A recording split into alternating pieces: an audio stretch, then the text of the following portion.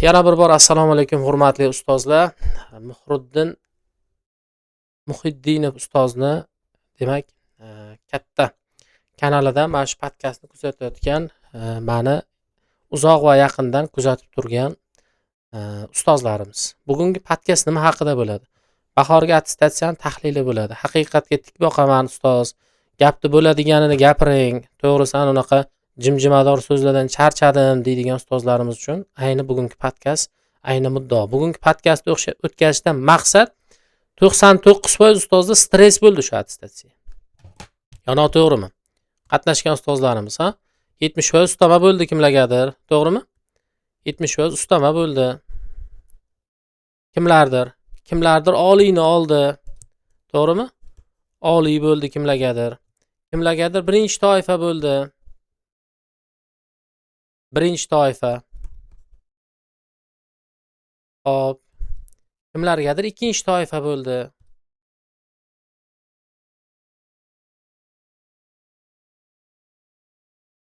Kimlargadir qayta himoya bo'ldi. Qaysi toifada turgan bo'lsalar, qayta himoya bo'ldi.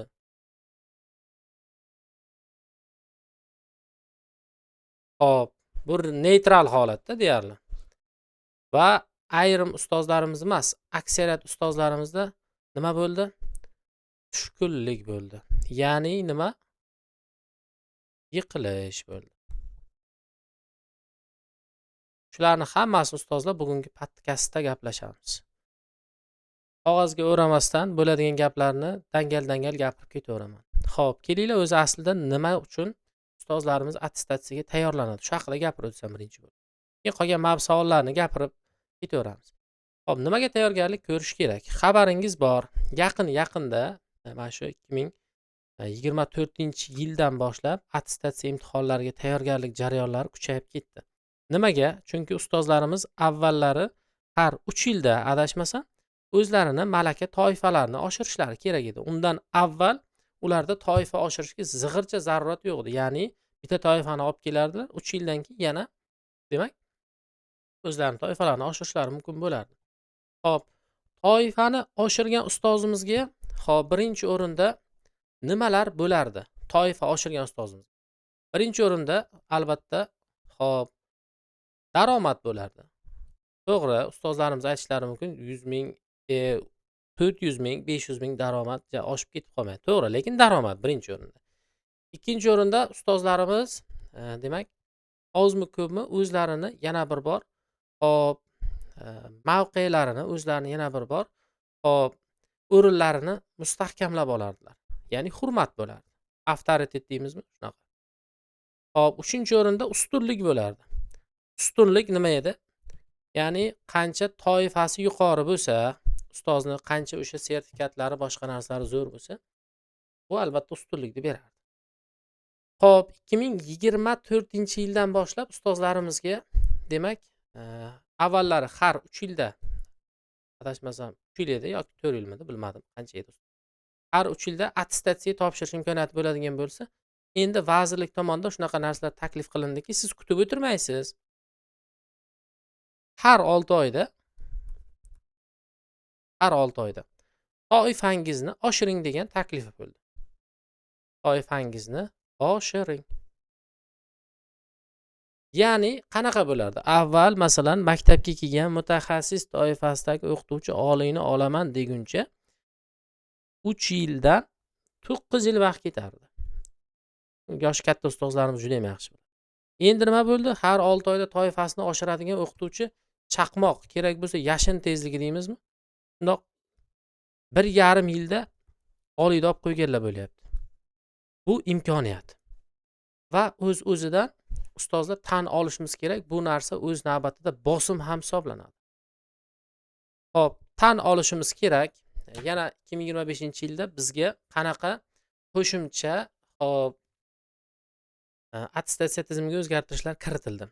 Demak, o'z ustida muntazam ishlaydigan, o'zini fanini sevadigan, yuqori ko'rsatkich uchun kecha kunduz mehnat qiladigan ustozlarimizga qo'shimcha rag'batlar berish joriy qilindi. Bu savolni demak keyinroq to'xtalamiz. Hozir bitta sahifa tashlab qo'ying, sizlarga tushuntirib o'taman. Nimalar bo'ldi? O'zgarishlar. Shu haqida gapirib o'taman. O'zgarish. Hamma biladi bu narsani, lekin gapirib o'tishim kerak. Hammaga tushunarli bo'lishi uchun ma'ni fikrim. O'zgarish. O'zi nimaga mana shunaqa attestatsiyalar nimaga qiyin bo'lib ketdi degan savollaringizga javob bo'ladi-da bu. O'zgarishlar. Nima o'zgarishlar bo'ldi? Ustozlar, o'sha har 6 oyda aytib o'tganimdek, har 6 oyda hop, navbatdan tashqari albatta. Navbatdan tashqari attestatsiyaga kirish mumkin bo'ldi. Nimalar va'da qilindi buni orqa fonida? Hop. Buni orqa fonida yangiliklar ko'p bo'ldi. O'zgarishlar. Endi mana shu yonda atrofiga yozib ketaveraman, shu klaster atrofiga. Hop, nima bo'ldi ustozlar? Birinchi o'rinda ustozlarimiz uchun juda zo'r, ajoyib xushxabar bo'ldi. 70% lik ustama bo'ldi. Kimga? Haqli savol tug'iladi. Endi birinchi marta agar mabodo shu narsani ko'rayotganlar bo'lsa, kimlarga? Birinchi toifa va oliy toifa oladigan yoki qayta himoya qiladigan ustozlarimiz agar attestatsiyada 86 ball va undan yuqori natija qiladigan bo'lsalar, demak 70% ustama beriladigan bo'ldi. Buni muddati adashmasam taxminan 1 yil edimi? Yoki 2 yilmidi, shunaqa edi. Hop, 2 yil bo'lishi kerak adashmasam. 70% lik ustama birinchi o'rinda. Hop, keyingi o'rinda ustozlarimizga demak, o'zini salohiyatini namoyon qilib kelayotgan, o'z ustida ishlayotgan ustozlarimizga o'quvchilari respublika, tuman, hop, viloyat kesimida demak yuqori o'rinlarni qayd qilayotgan ustozlarimizga vazir ustamasi degan narsa joriy qilindi. E'tibor beringlar, mana bu narsa nimaga bog'liq bir-biriga bundoq olib kelyapman nimani? Vazir ustamasini olish uchun o'qituvchi attestatsiyaga qatnashishi shart. Men hozir esimda yo'q, eski sifr bilan bilaman, hozirgi summa bilan bilmayman. Meni o'zimning yaqin do'stim 5,5 million so'mdan 10 oy vazir ustamasini olganini aytdi. 10 oy. Bu 5,5 million so'm sizning oyligingiz, 70% lik ustamangiz, satiz bormi, boshqa bormi, ulardan tashqari bu imkoniyat. Yana budjet, ya'ni mablag' yana sizga qo'shimcha imkoniyat. Plus, men yaqinda shunaqa xush xabarni yana guvohi bo'ldik hammamiz. Nima bo'ldi? Yil o'qituvchisi. Yil o'qituvchisi. Hammani xabar bor bu narsadan. Nima edi yil o'qituvchisi? Demak, o'sha tumanida avvalambor attestatsiyada eng yuqori natija ko'rsatgan ustozlarimizni maxsus saralab ularga qo'shimcha rag'bat berish. Adashmasam $55,000 atrofida men pul mablag' ko'rdim. Xullas bitta uyda 3 xonalik uymidi, 3 xonalik kvartiramidi, shunaqani puli chiqar ekan taxminan endi. 3 xonalik uy, kvartira. Kvartira. Xo'p. Yana nimalar bo'ldi ustozlar? Yana bizada demak, ustozlarimizga qo'shimcha ravishda hop, xalqaro sertifikatlar kirib keldi. Attestatsiyaga bog'liq bo'lmagan narsalarni aytyapman. Hop, JMAT, GRE, hop, SIT ko'p, buni turi ko'p. Hop. Bunda nima bo'ldi? Bunga ustozlarimizga demak 50% ustama beriladigan bo'ldi. Xo'p, yana bizni demak ustozlarimizni qo'shimcha rag'batlantirish va majburiy attestatsiyalarda qo'llashlari mumkin bo'lgan yana bir ajoyib imkoniyat taklif qilindi. Bu imkoniyat menga juda ham yoqdi. Men o'zim GRE, JMAT yoki SATdan kurs o'tmaganim uchun emas, bu yerda boshqa mazmun mohiyat bor. Hozir buni aytib o'taman. Demak, bizga nima taklif qilindi? Milliy sertifikati bor bo'lgan ustozlarimizga bir qancha imtiyozlar taklif qilindi. Hozir tushuntirib o'taman. Nimalar beradi, nima imtiyozlar beradi? Hop. Milliy sertifikat. Milliy sertifikat. Demak, B+ bu yuqori sinf ustozlari uchun, agar boshlang'ichda bo'lsa, sizlarga C dan boshlanadi adashmasam. B+ va undan yuqori darajada sertifikati bor bo'lgan ustozlarimizga 3 yil muddatga, sertifikatni amal qilish muddati ham 3 yilda. 3 yil muddatga demak nima bo'ldi? 20% ustama bo'ldi. Ustozlarimizda natijada nima bo'ldi? Boshlari gangib qoldi. Toshib qoldilar. Shuncha shans, shuncha sharoit, shuncha imkoniyat. Ana jonli efirda qatnashayotgan ustozlarimiz bitta mana bu joydagi jimatga ahamiyat bermaysizlar. Jirim aslida bu narsa bizani hozir gapiradigan gapimiz emas. Endi imtiyoz o'zgarishda aytib o'tdim faqat. Bunga qaramaysiz. Bu bizani hozirgi ishimiz emas. Bunga qarab o'tirmaysiz. Bunga e'tibor bermang. Qizilni o'chirib qo'yaman. Xo'p, bizaga eng asosiy joylari nima bo'ldi? Eng asosiy joylar 70% ustama. Xo'p, vazir ustamasi, mana qaymoqli joylarni aytamiz. Yil o'qituvchisi. To'g'rimi? Har 6 oyda attestatsiya toifa olib 1,5 yilda o'zingiz toifangizda oshirish imkoniyati. 1,5 yilda 0 dan oliy bo'lish bor. Mutaxassisdan oliy bo'lish bor. Bu oylik daromadga adashmasam, har gal 400 ming, 500 mingdan qo'shilsa, o'rtacha 1,5 yilga примерно 1,5 million qo'shilib qoladi, to'g'rimi? 1,5 million qo'shimcha sizga yana daromad qo'shiladi. Endi hop, qani mana jonli efirda qatnashayotgan ustozlarim aytinglar. Avvallari attestatsiya bu attestatsiya boshqacha edi. Avvallari attestatsiya hop, nima deydi? Shunchaki borib o'tib kelaverardik. Har 3 yilda bir marta bo'lganda attestatsiya bunchalik qiyin bo'lmasdi degan ustozlarimizga murojaat qildim. Ustozlar, mana shu o'zgarishlarga mos attestatsiya savollari ham haqli o'zgardimi yoki nohaq o'zgardimi? Attestatsiya savollari haqli o'zgardimi? Yozinglarchi fikrlaringizni. Haqli o'zgardimi? Nima deysizlar?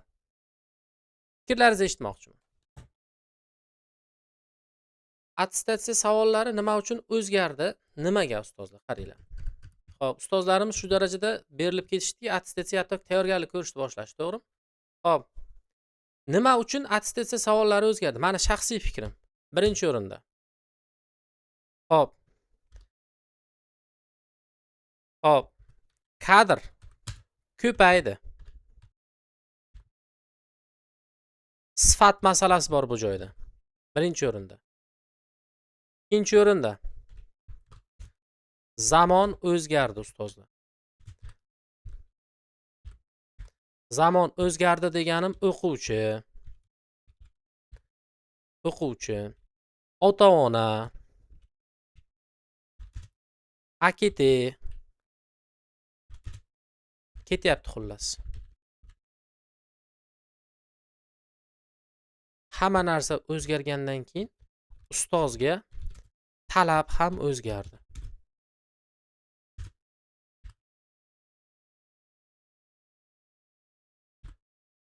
Endi bitta narsani tan olishimiz kerak. Men sizga qanchalik bu narsani gapiryapman yoki yo'q, tan olasiz yoki yo'q bilmayman. Kadr ko'payishini biz hal qilmaymiz. Kadr ko'payadi. Iloji yo'q. Avtomatik ravishda sifatlisiga doimo talab bo'ladi. Zamon o'zgardi deganim o'qituvchiga bo'lgan munosabati ham o'zgardi. Mana repetitor chiqdi. To'g'ri aytyapmanmi? Repetitor. Ustozlarimiz borlar. Masalan, men ham repetitorlik qilganman. Davlat maktabida ishlaganman, abitanga repetitorlik ham qilganman. AKT degani hozir karantindan boshlab AKTga hammamiz zo'r tushunib oldik nimaligi. Axborot kommunikatsion texnologiyalar bilan ishlash. To'g'rimi? Zoom bo'lsin, Telegram bo'lsin. Ustozlar? Yana nima bor? Kundalik kom bor. Aslida bir chetdan olib kelyapman-da hammasini. Ustozga bo'lgan talab o'zgardi degan gapni hozir tushuntirib o'taman. Davlat nima tushuntiryapti davlat bizga? Ustoz, omadingizni bersin. Siz maktabda 15 yil dars o'tgan bo'lsangiz ham, 25 yil o'tgan bo'lsangiz ham, mana 10 yil dars o'tgan odam ham, 15 yil dars o'tgan odam ham bir xil pul olib turgan. Ya'ni masalan standart hammaga bir xil, masalan aytaylik 5 million so'm masalan oylik chiqqan. Yo'q, buni orasida bilimlisi bor, o'zini ustida ishlaydigani bor, respublikaga o'quvchi chiqaradigani bor, to'g'rimi? Endi nima deyapti davlat? Sizga men rag'bat qilaman, ya'ni qo'shimcha rag'bat beraman, siz ham ishlaysiz ustoz deyapti. Rag'bat orqasidan men hop ustozdan yozib olganman-da shu narsani. Hop 86 ball adashmasam oldilar. Hozir natijalarni yana slayd davomida ko'ramiz. Ustozimiz aytyaptilar, "Mani oyligim 18 million so'mga chiqdi" deyaptilar. 18 million so'mga chiqdi, so'mgacha. Men endi o'zim eshitgan real keysda aytaman. Qanaqadir bir sehrli raqamlarni aytmayman, ustozlarni g'ashtlariga tekkim yo'q. Ustoz endi siz ham zamonga qarab yaxshi daromad topadigan vaqtingiz keldi. Faqat ustozjon nima qiling? Siz mana bunaqa sinovlardan o'ting. O'zingizni toifangizni, o'zingizni darajangizni nima qiling? Yetarli darajada himoya qiling. To'g'ri aytdimmi? Demak, ustozlarimiz nima qildi? Ha, bu A tochkadan, mana bu A tochkadan B ga kelish uchun nima qilish kerak ekan dedi ustozlarimiz. Tayyorgarlik. Shu joyda ko'pchilik ustozlarimizda juda ham yaxshi xulosa qilganlar ham bo'ldi, noto'g'ri xulosa qilganlar ham bo'ldi. Mana shu joyda tayyorgarlikni qasd qilgan ustozlarimizni orasida maqsadlar turlicha bo'ldi. Men prokuratura xodimi emasman ustozlar, men ko'chadagi dala supuruvchi emasman. Men ta'limni odamiman. Sizga ko'chadan kelib, aytaylik, boshqa bir sog'liq organi xodimi bo'lib sizga mana podkast o'tmayapman. Maqsad degan nuqtaga kelganda ko'pchilik noto'g'ri joyga ketib qolgan. Nima uchun? Buni asoratlari endi ko'rinyapti. Xo'p, ustoz, endi diqqat qiling. Mana asta-sekin kelyapmiz. Menimcha podkastimiz hammaga tushunarli bo'lyapti shekilli. Tushunyapsizlarmi ustozlar? Endi sekin-sekin sizlar bilan hop, nima uchun mana ustozlarimiz tayyorgarlik ko'rishni boshlashdi. Tayyorgarlikda ustozlarimizga yana maqsaddan boshqa yana turli xil, demak, to'siqlar ham paydo bo'ldi. Ustozlarimizda turli xil. Yoshim katta. Masalan, menda eng ko'p yosh katta o'qigan ustozimiz 65 yosh ustoz o'qiganlar bittalari. Yoshim katta, qayerga boraman? Yosh bolam bor dedilar. Uyalaman, to'g'rimi? Ustozlarga nima yo'l qoldi? Ikki xil yo'l qoldi. Offline kursga borish bor. Ya'ni repetitor o'sha yoki qanaqadir o'zlari zo'r deb bilgan ustozni, ustoz meni ham o'sha o'zingizni darajangizga chiqarish uchun offline kurs o'ting dedilar yoki onlayn tanlash. Offlaynning yutuqlari bor. Offlaynning yutuqlari hammasi jonli bo'ladi. Va aynan mana shu narsa juda ham yaxshi deb o'ylayman. Onlaynni offlayndan farqi jonli bo'ladi ustoz. Hozir har xil onlaynlar chiqib ketgani uchun buni jonlisini aytyapman. Jonli. Borsangiz foydasi bor. Keyin ko'rib olaman, erta qilaman, endi qilaman deydigan ustozlarimiz chuchvarani xom sanabdilar. Offlaynda vobshe bo'lmadi shunaqa. Uyalishdi, borisha olmadi, yoshim katta, boshqa deyishdi, to'g'rimi? Maktabda darsim bor, o'sha vaqtda bora olmayapman deyishdi. Natijada ustozlarimizga onlayn kursga bo'lgan ehtiyoj tug'ildi. Onlayn kursda men bilan alternativ juda ko'p onlayn kurslar bor. Ot tutishim shart emas, hammamiz bilamiz. Ustozlarimiz, mana podkastda qatnashayotgan ustozlarimiz hech bo'lmaganda bitta onlayn kursga qatnashgansiz.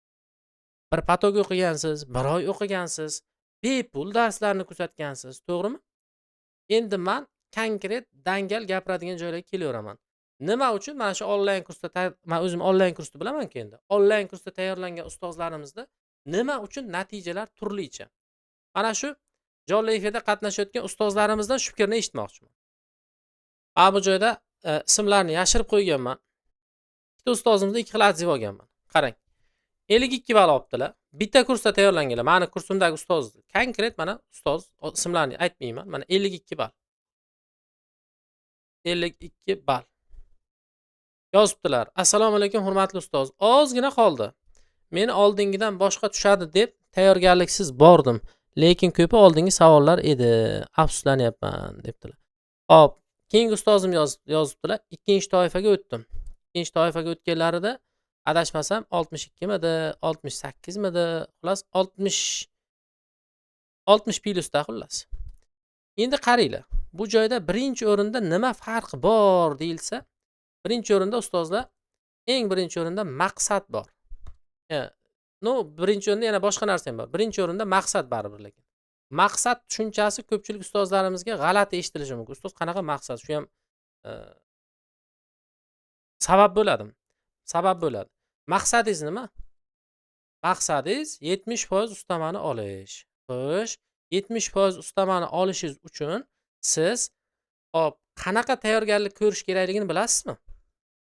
Birinchi o'rinda sizda jaydarcha tilga aytganda dardingiz daromadni oshirish. Fanni ustasi bo'lish emas, fanni puxta o'rganish emas, fanni zo'r ustozi bo'lish emas. Mana shu joyda ko'pchilik xato qilyapti. Birodarlar, mana Jonli efirda qatnashayotgan ustozlarimiz, yana bir marta aytaman, men o'qituvchiman, men ham sizga o'xshab ta'limni nonini yegan odamman. Lekin maqsadga kelganda ko'pchilik ustozlarimiz faqat shu toifadan o'tsam bo'ldi, 70% ustamani olsam bo'ldi. Yo'q ustoz, yo'q. Mana shu joyda maqsadingizni to'g'rilang. Birinchi o'rinda Allohning roziligi deng. Bilimimni oshiraman deng. O'zimni egallab turgan o'sha martabamga har tomonlama ustoz, bilimimni zo'r qilib tayyorlab, o'zimni zo'r qilib tayyorlab, ustoz, men o'zim pozitsiyamni yanada mustahkamlayman. Mana shu imkoniyatdan foydalanaman degan maqsad bo'lsin oldimizda ustoz. Mana shu maqsad bizaga eng asosiy qurol hisoblanadi. Birinchi o'rinda maqsad ustozlar. Mana shu narsani konkret aytib o'tay. Xo'p, maqsad bo'lgandan keyin ikkinchi holat bo'ladi. Diqqat qilinglar. Ikkinchi holat bo'ladi. Xo'p. Imkoniyat degan narsa bor. Imkoniyat. Xo'p, imkoniyat hammada har xil bo'lyapti. Endi diqqat bilan qaranglar ustozlar.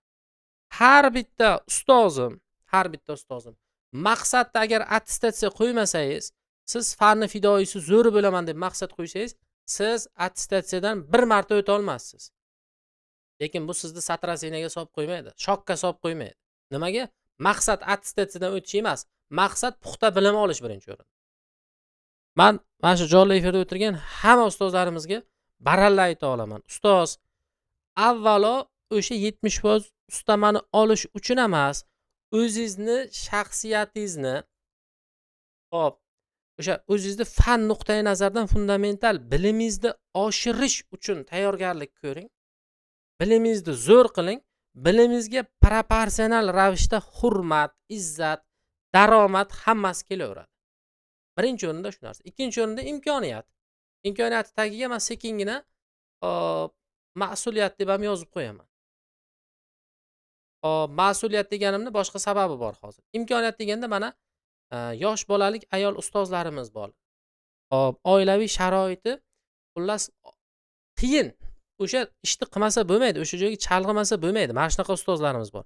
Gap ular haqida ketmayapti. Agar o'shanaqa ustozlar bo'lsa, men tasanno deyman. Butun boshli ro'zg'orni sarishta qilib, saramjon qilib ustoz, hammasini zo'r qilib, keyin kursga ham, o'sha kursda jonli efirga ham harakat qilishyapti. Tasanno ustoz, bu ham juda yaxshi. Lekin bitta narsani tushunib olinglar ustozlar.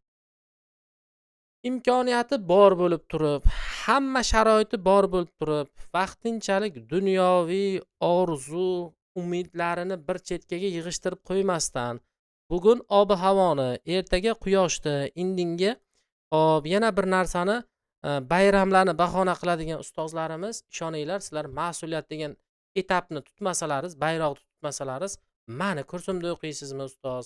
Xohlagan boshqa kursingizda o'qiysizmi? Natija bo'lmaydi. Bo'lmaydi. Mana maqsad jonivor yaxshi bo'lmagan-ku, keyin mas'uliyatni ham olmaysiz yelkaga. Dangal aytyapman. Tushunyapsizmi? Nima uchun bu narsa kerak ustozlar? Aynan mana shu narsalarga ahamiyat beringlar. Xo'p. Endi xo'p. Bu narsalar bo'lgandan keyin ustozlar imkoniyatdan maksimal foydalanmadingizmi? Men masalan onlayn kurs o'tayotgan vaqtimda shu ustozlarim bilan shu kun dars o'tsam, mana bugun ertalab lider ustoz darsim, ustozga kursim bo'lsa, ustozlar men kamida 3 yoki 4 soat tayyorlanaman. Men hamma narsani tushungan inson sifatida sizga o'qitish uchun mana meni pulli kursimda o'tirgan ustozlarimizga aytaman. Sizni o'qitish uchun kamida 3-4 soat tayyorlanaman. Uni bitta-bittalab yozaman formulasini. Ustoz, birinchi o'rinda yana bir marta aytaman. Maqsad to'g'ri bo'lsin, imkoniyatdan to'g'ri foydalaning. Yosh bolasi bor, kasali bor, sharoiti cheklanganlar haqida gap bormayapti. Hamma shansi zo'r. Hayotida hech qanaqa muammosi yo'q, faqat bahona qidiradigan ustozlarimiz. Siz mas'uliyat yelkangizga olmasangiz, milliardta kursga o'qisangiz ham ustoz natijaga chiqish qiyin masala. Ana shu narsani tushunib olinglar. Va eng muhimi ustozlar, hop, yana bir marta aytib o'tdim, o'sha katta kanalda ham boshqalarga ham aytdim. Xo'p, faqat bugun prinsipiga amal qilish. Faqat bugun. Ko'p men bu narsani aytaverib charchadim. Onlaynning eng katta nito joylaridan biri shu. Ko'pchilik nima qiladi? Zapisga tayanadi. Xudo xayringizni bersin. Mani kursimda o'qiysizmi? Boshqa kursda o'qiysizmi? Xo'p, zapisga tayanish. Qaranglar-da. Savol sizga. Hozir ovqatlanishingiz kerak bo'lsa, olib qo'ying tokchaga. Ertalab ovqatlanib olaman deysizmi? Hozir ichishingiz kerak bo'lgan tabletkani ertalab ichaman deysizmi? Fikr mendan fikr mana shunday o'ylab ko'ring, hayotiy instinkt. Undan ham zo'rini aytaman. Hozir nafas olib turgan nafasingizni erta olaman, hozir olmay deysizmi? Olmay hozir shu nafas kerak emas deysizmi? Demaysiz. Chunki u hayotiy instinkt. Siz o'sha ishni qilmasangiz avtomatik ravishda jismingiz halokatga uchraydi. Nima uchun? Mana shu attestatsiyani qaranglar-da, yana o'sha maqsadga kelamiz. Attestatsiyani o'tishni qasd qilasiz, nimaga sababini qilmaysiz oxiriga. Mana bu noto'g'ri tushunmanglar, sizlarni koyib tashlamoqchi emasman. Sababini qilmaymiz. Mana bunaqa ustozlarimizda bitta termin bor ekan. Hop. Xudo nasib qilsa deydi. Shunaqa jumla hammamizda bor. Xudo nasib qilsa. Xudo nasib qilsa. Ha? Xudo nasib qilsa desak-ku, ustozjon, biz sababini qilmasak, Xudoga tuhmat qilmayapmizmi? O'ylab ko'ravering o'zingiz. Ikkita ustozimizga ham men bir xil dars o'tgan bo'lsam, ikkita ustozimizga ham men bir xil yondashgan bo'lsam, nimaga ikki xil natija chiqdi? To'g'ri, imkoniyati har xil bo'lib, kasali bo'lib turib, balkim boshqacha rezultat bo'lgandir. Unda u ustozni aybi yo'q. Agar men vaqtida dars o'tgan bo'lsam, menda ham aybi yo'q. Imkoniyati yo'qligi uchun tayyorlanolmagan bo'lsa, u boshqa masala. Lekin ustoz men doim mana shu birinchi o'qigan premium guruhimdagi ustozlarimiz bor hattoki. Eski kursimizda aytib o'tirmayman sizlarga. Aytardim. Hurmatli ustozim, mana bu onlayn kurs sizga bir Xudo tomonidan berilgan ne'mat. 2 yil oldin yoki 1 yil oldin onlayn kursi deyarli yo'q edi. Onlayn kurs hozirgi imkoniyatda ustozlarimizga juda ham zo'r sharoit bu narsa. Ustoz kiring, bir martada shu 6 oyda keching, butun orzu havasizdan keching, o'tiring, o'qing, o'rganing. Bitta narsani tushuninglar, yana bitta ma'lumotni aytib o'taman. Bu joyda sizlarga bog'liq bo'lmagan narsalar ham bor. Xo'p. Maqsad mana bunday joyi bor. Qaranglar ustozlar. Ko'pchilik ustozlarimizga aytaman-da. Guruhni tanlashda ham, ustozni tanlashda ham xato qilmaslik kerak. Ya'ni, mana hozir kursimga yozadilar, shunaqa ustozlarimiz borlar. Kursimga yozishadi. Xo'p, mana tasavvur qiling, bitta imkoniyatdan zina shaklida tushuntirib beraman sizga. Xo'p, masalan, mana bu ikkinchi toifa. Ikkinchi toifa. Ana bu birinchi toifa. Cho'qqini tasavvur qiling. Ana bu oliy toifa.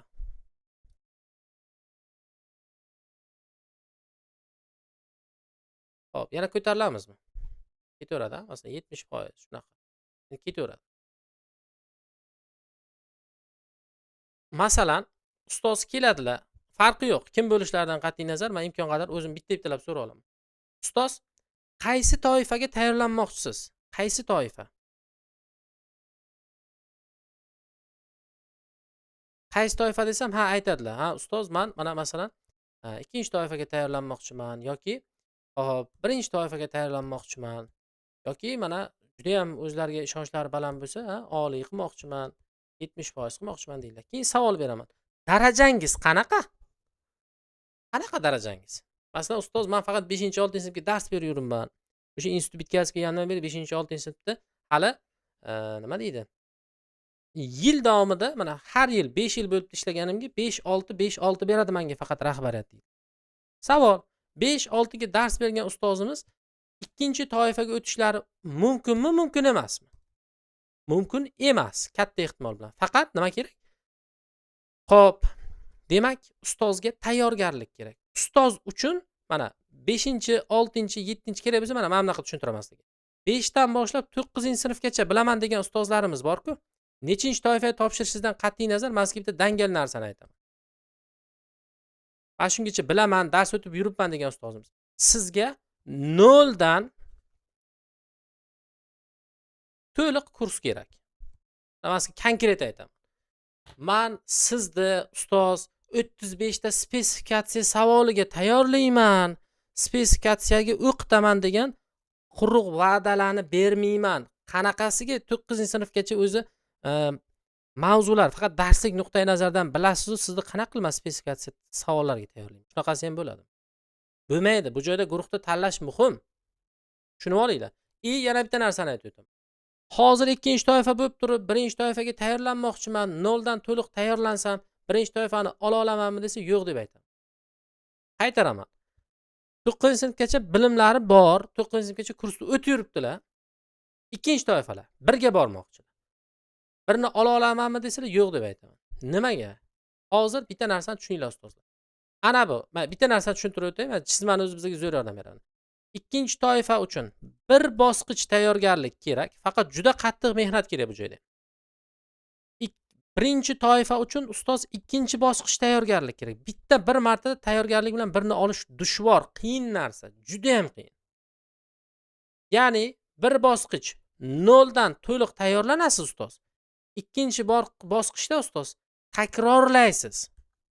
Xatoni tushuntirib beryapman sizga. Men sizga quruq gaplarni, qanaqadir bir balandparvoz, men sizga notebook beraman, bir narsa beraman degan narsani aytmayapman. Sizni do'st bo'lib konkret gapiryapman sizga. Muammo nimadaligini tushunib olinglar deb. U kursni puli haqida gapirmayapman, bunga tayyorlaning demayapman. U sizning tanlovingiz. Xatoni tushuntirib beryapman. Xato nimada? Xatolar bizani yo yuksaltiradi yoki qaytib o'sha imtihon hududiga bormaydigan qilib tashlaydi. Hozir xatoni tuzatishimiz. Xo'p, endi birinchi toifaga keldingizmi ustoz? Yana bitta joyga qaranglar. Mana shu narsani tushuntirishga harakat qilyapman, ustozlarimiz tushunmayapti. Menga ko'p ustozlarimiz telefon bilan murojaat qilishdi. Telegram muloqot bo'ldi.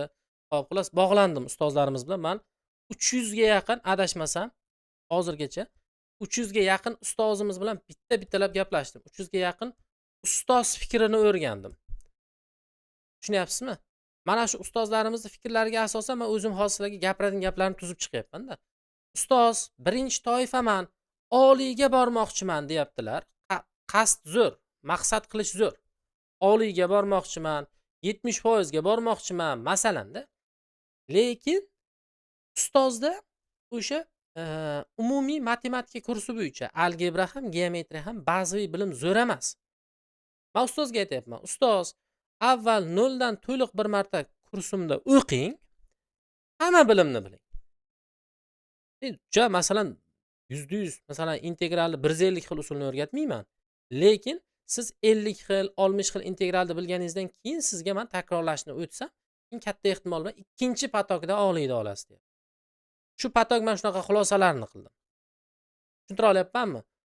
Ustozlar, bitta narsaga ahamiyat beringlar. Toifangiz hozir nechi bo'lishidan qat'iy nazar, men sizga bitta maslahatim shuki, agar bazaviy bilimingiz ham algebra, o'sha natural sondan boshlab integral, kombinatorika, ehtimollik, hozirgi limitgacha. Ham geometriyangiz bu 5-10 yozuvlarga qaramanglar bu. Trilkasi xato ketib qoldi. Mana shu xullas ustozlar, mana ana shu. Algebra, geometriyangiz to'liq bo'lsa, plus takrorlashingiz bo'lsa, birga boring.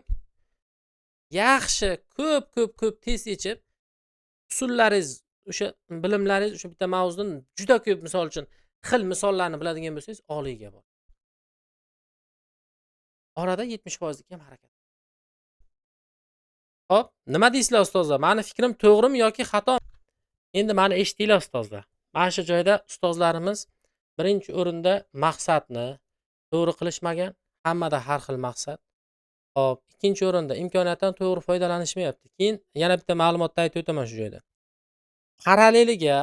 Paralleliga dehqonchiligini olib ketaman, paralleliga milliardta ishini ushlab ketaman degan ustozlarimiz xato qilyapsizlar. Bitta ustozimiz bilan bugun gaplashdim. Ustoz, menda mana shunaqa hop bir nima bor?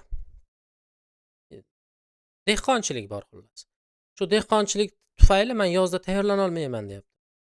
Savol berdim: "Ustoz, shu dehqonchiligingiz sizga nechi pul o'rtacha hisobda daromad keltiradi?" Bilmayaptilar hattoki. Hattoki bilmayaptilar. Ustoz o'sha nechi pul foyda keltirishini bilmayaptilar. Tushunyapsizmi? Ana shu joyga kelgandan keyin ko'pchilik ustozimiz nima qilyaptilar? "Ha, men ikkovini ham qilib ketaman. Mana buni ham qilaman, buni ham qilaman." Keyin yana bitta narsa, hozir xafa bo'lib qolmanglar menda yana agar shunaqa ustozlarimiz bo'lsalar. "Ustoz, men eee, satga ham tayyorlanaman, sizda ham kursingizga o'qiyman" deyaptilar. Kechirasiz, unaqasi bo'lmaydi. Mani kursimga tayyorlanmoqchi bo'lsangiz, umuman matematikadan eee, attestatsiyaga mavzu o'qish uchun yoki test yechish yoki повторение uchun o'qiyapsizmi, satni olib ketolmaysiz. Va yana bitta ma'lumotni aytib o'taman. Satga tayyorlanishni men 290% qo'llab-quvvatlayman. Lekin avval elementar matematikazni zo'r qiling. Ustoz, elementar matematikadan xohlagan mavzuni yorib tayyorlaydigan ustoz bo'ling. Tayyorlaning marhamat. Lekin unaqa bo'lmayapti ustoz. Satga boryapsizlar, attestatsiya qiyin bo'lsa satni olib kelasizlar. Olavering ustoz, oshingiz bo'lsin, halolingiz bo'lsin. Lekin kimni aldayapsiz? Yana qaytib peshonangiz attestatsiyaga kelib urilganda, ustoz, har xil holatga duch kelganingizda sizda o'sha sat olib qolyaptimi ish joyingizga? Qayta-qayta attestatsiyadan yiqilayotganlar, sat sizga foyda beryaptimi, bermayaptimi? Bermayapti. Sat siz uchun 50% ustama uchun manba. Oling, lekin elementar matematikani o'rganishdan qochmang. Qochdingiz ustoz, обязательно bitta joyga peshonangiz borib taq urilaveradi. To'g'rimi? Xulosa o'zlaringizdan. Mani fikrim birinchi o'rinda ana shu joylarga qaranglar. Nima uchun? Birinchi bitta guruhda tayyorlangan ustozlarimizda natija turlicha. Maqsad, imkoniyat, hop faqat bugun prinsipiga amal qilmaslik, sababini qilmasdan Xudoni sababkor qilib ko'rsatish. Va eng muhimi guruhni to'g'ri tanlash. Ana shu joyga ko'ndalang qilib yozib qo'yaman. Guruhni to'g'ri tanlanglar. Sizlarga anaqa havoyi gaplar gapiriladigan kurslarga ishonmanglar. Mani kursim bo'lsa ham boshqani kursim. Guruhni to'g'ri tanlang. Tushundingizmi? To'g'ri tanlamasangiz zig'ircha foydasi yo'q. To'g'ri tanlang guruhni. Jonli qatnashing o'sha ustozni darsiga. Vazifasini vaqtida qiling. Vaqtida bironta o'sha hamkasbingiz bo'lsa ham o'shanga shu kun o'tilgan bilimni, bugun o'tilgan bilimni tekinga o'tib bering qaytadan. Shunda hammasi yaxshi bo'ladi. Xo'p, keyingisi. Nimaga ayrim ustozlarimiz qayta-qayta attestatsiyadan o'ta olmayapti? O'sha tepamizda men javob berib bo'ldim shekilli. Maqsad xato. Hop, guruh tanlashda xato birinchi o'rinda. Guruh, ustoz, to'g'rimi? Ustoz, guruh tanlashda xato. Hop. Endi qaranglar mana ikkita ustozimizni mana men fikrlarini olib qo'ydim. Mana yozyaptilar. Vaqtida dars qilmadim deb yozyaptilar. O'zimni ustimda ishlamadim deb yozyaptilar. Savol: nima qilishim kerak hozir endi shu ustozimizni natija qilishlari uchun? Nima qilaman endi? Iltimos qilaymi, yolvoraymi? Befoyda. Doim aytaman ustozlarga, natija kimga kerak? Ustoz, qayta-qayta yiqilishingizni sababi ustoz birinchi o'rinda qadriyatlarni to'g'rilaymiz. Fanni zo'r biladigan ustozga aylanaman. Hop, ustoz, nechinchi toifa uchun tayyorlanyapman? Qanaqa guruh kerak desangiz, men maslahat beryapman. Ikkinchi toifa uchun, birinchi toifa uchun, oliy uchun tayyorlansin, farqi yo'q. 9-sinfgacha bilsangiz, 0 dan to'liq avval bir kurs o'qing. Bormang o'sha attestatsiya jonivorni oldiga bir marta. Ikkinchi patok takrorlash kursi bo'lsin, keyin boring ustoz. Mana shu narsalarga ahamiyat beringlar. Mana bu joyda ham ustozimiz mana mazam bo'lmadi, ko'p darslar qolib ketdi deyaptilar. Bitta narsani sizlarga konkret aytib o'taman, jonli efirda qatnashib. Maza menda ham yo'q, maza hop sizda ham yo'q, maza hozir 70 yoshlik chol bilan kampirda ham yo'q. Sog' odamni o'zi yo'q.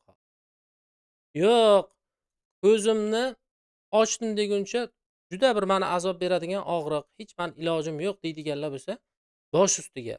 Lekin bugun kun davomida maza qilib ishiga borib kelib, o'zini tanishi, do'sti, oshna og'aynisi bilan kulguni qilib, hop gapdan qolmasdan, nima deydi, tadbirlardan qolmasdan kursga kelganda mazasi bo'lmay qolayotgan ustozim menimcha ancha o'z ustida o'ylashingiz kerak.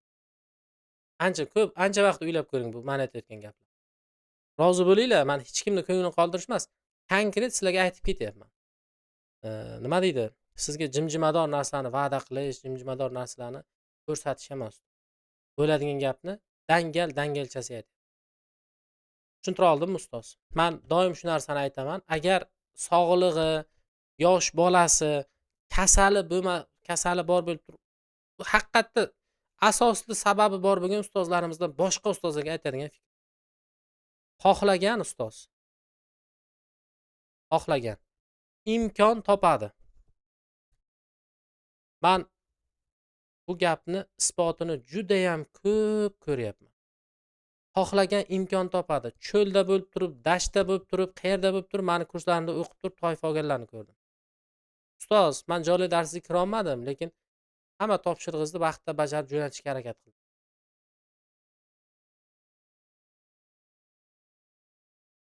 Endi savol. Sizlarning o'zlaringizga savol bermoqchiman. Mana shu savolga javob beringlarchi. Attestatsiyada oliy va 70% olish endi imkonsizmi? Yoki kuzgi attestatsiyada yana yiqilmaslik uchun endi qanday tayyorgarlik ko'rish? Ha, zo'r. Juda ham zo'r eshitdim. Marhamat. Ustoz, bugungi attestatsiyadan masalan juda ham bir katta xulosa oldim-da, shuni sizlar bilan bo'lishmoqchi edim agar imkon bo'lsa. Juda ham yaxshi bo'lardi, yozib borilyapti. Ovozim eshitilyaptimi? Eshitilyapti. Eshitilyapti, aytavering.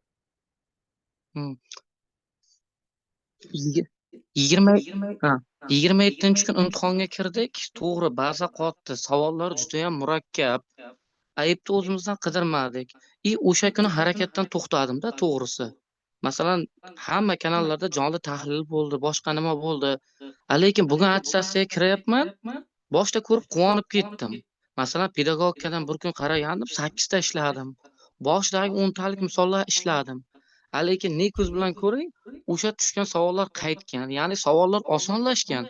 Savol oson, lekin baribir o'sha bilimga ega bo'lmaganingizdan keyin baribir ishlolmay ekansiz-da, ya'ni baza yaxshi bo'lmagandan keyin. Geometriyani qiyin masalalar, astrometriya masalalari ko'pini ishlay olmadim. Hech kimdan xafa olmadim. U ya'ni o'zimda ba'zan yetishmaganini his qildim-da. U yana bir marta tushunib yetdim. Yetarlicha bilimga ega bo'lmay turib, bu foydasi yo'q ekanda bu harakat. O'sha harakat aytilgandek vaqtida hamma narsani masalan bir sirama o'tkazib chiqish kerak. Bemalol qo'rqmasdan kirish kerak ekan degan xulosaga keldim-da. Hozir bu joyda imtihonni qayta tashkillashtirib berganlardan, test tuzganlardan, hop keling, umuman xizmat ko'rsatgan o'sha AKT xodimimi, boshqasimi hech qaysidan e'tiroz yo'qmi? Mikrofonlarni berib ketishing. Yo'q, hech qaysidan yo'q. Sababi savollar rostdan ham osonlashgan, texnik tomonlama yaxshi tashkil qilingan, hech qanday e'tirozli nima bo'lmadi-da. Faqatgina o'zimizdan shu. Haqiqatan ham o'shanga tayyor bo'lganlar, o'sha bir hafta attestatsiyadan 27-dan beri tayyorlanganlar o'tdi. Rostdan ham harakat qilmaganlar, yana o'sha ahvol. Ha, shunaqa. Xo'p, men rahmat fikringiz uchun. Tashakkur. Ustozlar, bitta narsani aytib o'taman. Rahmat sizga. Xo'p, bitta narsani aytib o'taman ustozlar. 70% ustama olish uchun ustoz biz tayyormizmi degan savolni har bitta ustoz o'zimizga beraylik. Men yana bir marta aytaman, men vazirlik xodimi yoki men sizni orangizdan chiqmagan boshqa toifa vakili emasman. Men ham sizga o'xshab oddiy davlat maktabida ishlab, oddiy davlat institutida o'qib chiqqan insonman. O'zimni subyektiv fikrlarimni aytyapman. Qo'shilasiz yoki yo'q ustoz, bu albatta sizning shaxsiy xohishingiz. Lekin bitta narsani aytib o'taman. Oliy bilan 70% lik olish vobshe muammo emas. Keling, mana shu ikkita odamni ko'rib chiqaylik. Masalan, mana shu joyda meni katta kanalimdagi bepul darsni ko'rib ustozman natija qildiman 86% deb mana natija ko'rsatyaptilar. Menga yozibdilar. Xo'p, muborak bo'lsin, Alloh xayrli qilsin. Men bu inson tanimayman. Haligacha menimcha javob yozmadilar shekilli. Lekin men o'zimni xulosamni qildim. Bu inson qanday qilib 86 ballni oldi? Shu joy qiziqda. Hammaga qiziqmi shu? Xo'p.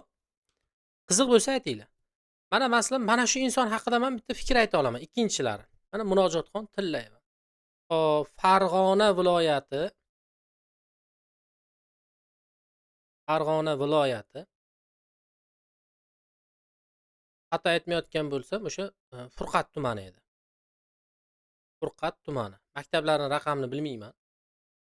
Ana shu Murojaatxon tillayman, agar Furqat tumanidan bo'lsa, kim bo'lsa ham tanisa kerak. Shu ustoz mani 2024-yil hop 2-kursimdan boshlab shu ustoz menga onlayn kursimda o'qidi. Birinchi o'rinda mani hop lider ustoz kursimda o'qidilar, adashmasam. Lider ustoz hop 2000 kursimda o'qidilar. Geometriya kursimda o'qidilar. Hop, qaranglarda 3 marta milliy sertifikat imtihoniga kirib chiqdilar. 3 marta milliy sertifikatga kirdilar 3 marta. Adashmasam 2 marta B bo'ldi, yana B bo'ldi, oxirida A'mi, A+ nimadir bo'ldi shekilli. Ya B+ bilmayman. Eng e'tiborli jihati, men bu ustozda birinchi o'rinda fanga nisbatan muhabbatni ko'rdim.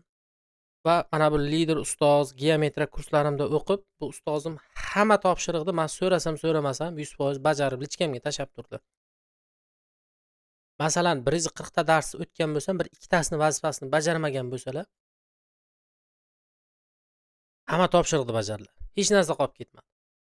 Tamom ustoz bo'ldimi? Shu sizni kursingiz zo'r ekan-ku, mana darsingizni qilsa bo'ldimi, olar ekan emas. Yo'q. Bu ustozimiz menga hop 2 kurs, ikkita patok 2025-2026 da endi 2025 da to'g'riroq. 2024-2025 xullas. 2024-2025 demak ustozimiz menga mentor ustoz bo'lib ham yordam berdilar. 2024-2025. Qanaqa? Vazifa tahlili admini. Tahlili mentor bo'ldilar menga. 100% yana o'sha vazifalarni nima qildilar? Yechib video tahlil qilib meni kursimdagi ustozlar yordam berdi. Ustozlar, endi sizlarga savol. Siz shuncha fidoyilikka tayyormisiz? Mana shu inson hop bu tanimaydigan ustozimizni men keyin ochib lichkalarini qarasam, o'zlari o'quv markazlari bor ekan, o'zlari repetitorda o'tib yurgan ekanlar. Ko'rdim bu kishini. Hali qanday qilib 86% olganliklarini yozmabdilar, lekin o'zim xulosam qildiki, fanni ichida yuribdi bu inson. Murojaatxon Tillayeva ham 2 yillik tizimlik mehnatdan keyin shuni oldilar. Meni fikrim shunaqa bo'lyapti. 2 yil. 2 yil ketdi shu narsaga. Lekin ustozlar, qaranglar, bitta narsani aytib o'taman. Bu ustoz bitta 86 ball bilan 70% ustamani puli bilan qolmadi bu inson. Bu inson birinchi o'rinda nima oldi? Birinchi o'rinda bilim oldi ustoz. Savob oldi. Shuncha odamga meni yonimga o'tirib ta'lim ber, o'sha mentor ustoz, tahlil vazifani tahlil qilib beradigan mentor ustoz bo'lib savob oldi. Tajriba oldi ustoz. Qanaqa qilib tushuntirish kerak mavzuni? Qanday qilib o'rgatish kerak? Qanday qilib tahlil qilib bersa o'sha kuzatuvchi tushunadi, tushuntirib berdi shu narsalarni hammasini. Va eng muhimi ustozlar hop o'sdi. Shaxsiyat tomonidan, pul, daromad hammasida o'sdi. Menga mentor ustoz bo'lib, albatta ishlaganlarda oylik maosh bergan. Mana bitta 86% olgan bitta ustozni aytadigan bo'lsa, masalan, 86 ball olgan ustozim. Hop, mana bu joyda Nasim va Charos ustoz ismlari qolmabdi-da, bu joyda o'chib ketdi shekilli. Nasim va Charos.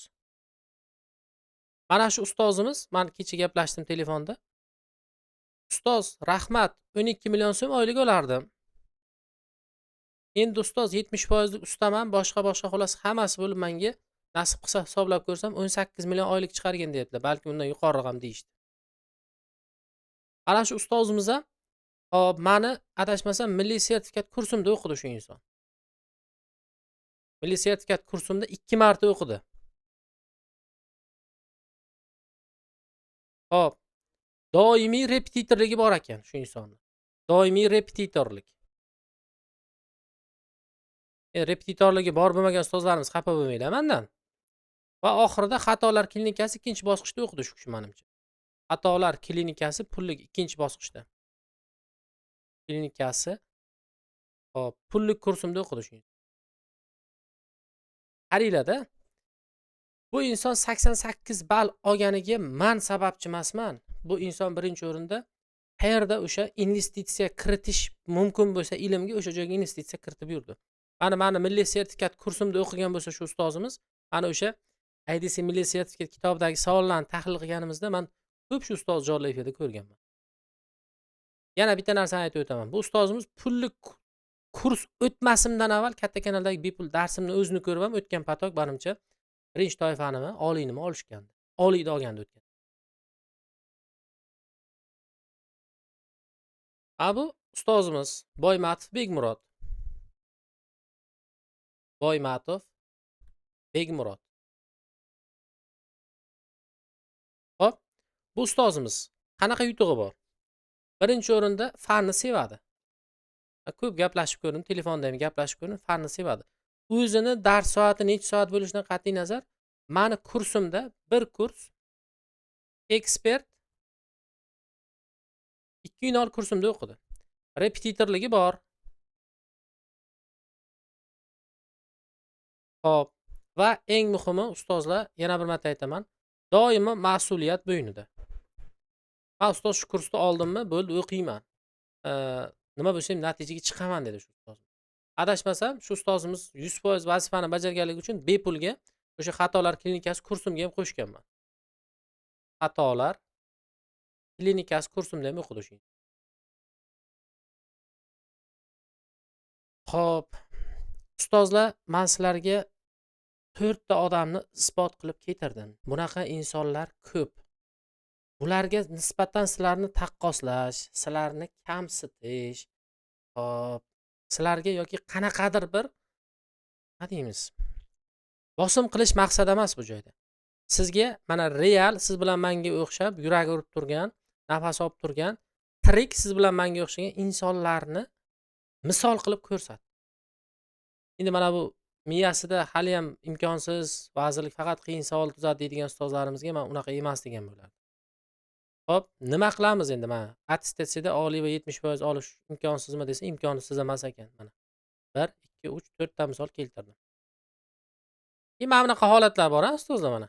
Tanishmi mana shunaqa holat? Shartnomam bekor bo'ldi deb yozibdilar mana menga yozganlar. Mana.